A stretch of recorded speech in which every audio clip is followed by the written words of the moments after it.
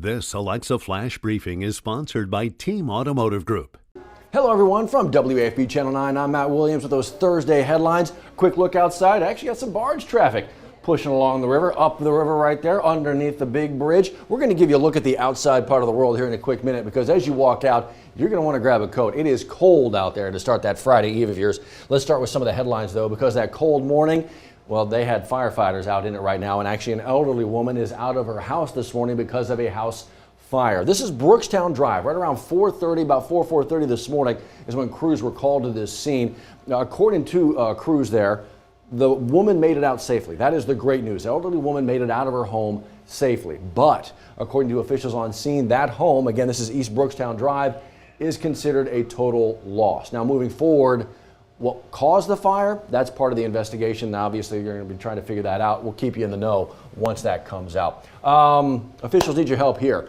Baton Rouge Police Department putting these surveillance videos out, or photos out, of a person they say is responsible for a number of vehicle burglaries along Claycut Road, the Claycut Road area of Baton Rouge. You know where that is? Kind of runs parallel to Government Street, a few blocks away, kind of mid-city area part of the world.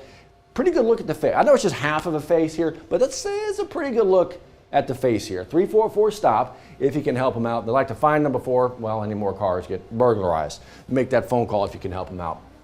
In Ascension Parish, the sheriff's office there has actually made an arrest of somebody else who wears a badge. A Gonzales police officer, Daryl Haynes, 32-year-old Daryl Haynes. He's now been arrested for battery, officials say. Sheriff Bobby Weber there, Ascension Parish Sheriff's Office, says that the alleged incident happened when he was off duty, but he was arrested for that incident. Again, Daryl Haynes, 32 years old, Gonzales police officer, now arrested for battery. We'll keep you updated on where this goes from here, but there will certainly be a lot of eyes on this as you had a police officer arrested. We'll keep you in the know. Speaking of arrested, got a few teenagers arrested for this.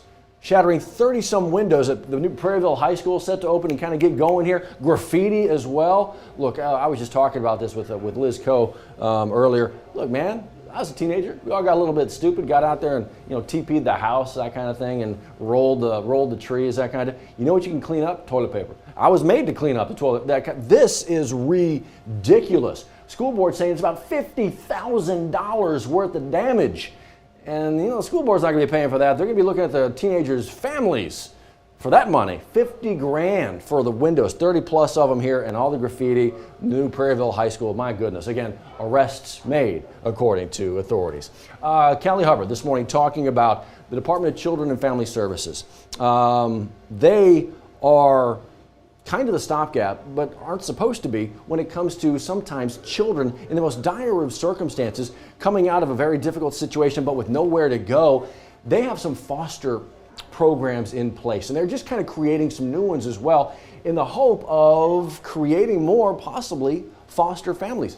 Could you be one of them? Maybe you got the empty nest going on, or maybe you just got room aplenty, or maybe you just have it in your heart to be a foster family. Again, if you want to read up on some of these new programs they're rolling out right here and the levels of involvement, because there are varying levels here that you can be a part of, check out Callie's story. It's right there waiting for you. Man, this is, you can turn a kid's life around with something you do right here. Here we go. Start of the season, the new season, the conference season, the real season. It's a 13-game win streak for the LSU women's basketball team right now. That's after dropping that opening game, right? Remember that? Everything was like, oh my gosh, what's happening? 13-game win streak for the Tigers now, and now they get ready for, well, the Tigers of Missouri. It's game one of the SEC season for LSU women's basketball. That's tonight. It's a late tip-off, 8 o'clock at the PMAC. It's on TV as well, so they pushed it to 8 o'clock. So we'll see. We'll see Coach Kim Mulkey and crew with the defense of their title really getting going now as the conference season opens up. Again, 8 o'clock tip-off, LSU, Missouri at the PMAC. Let's get you outside to that cold South Louisiana Thursday morning.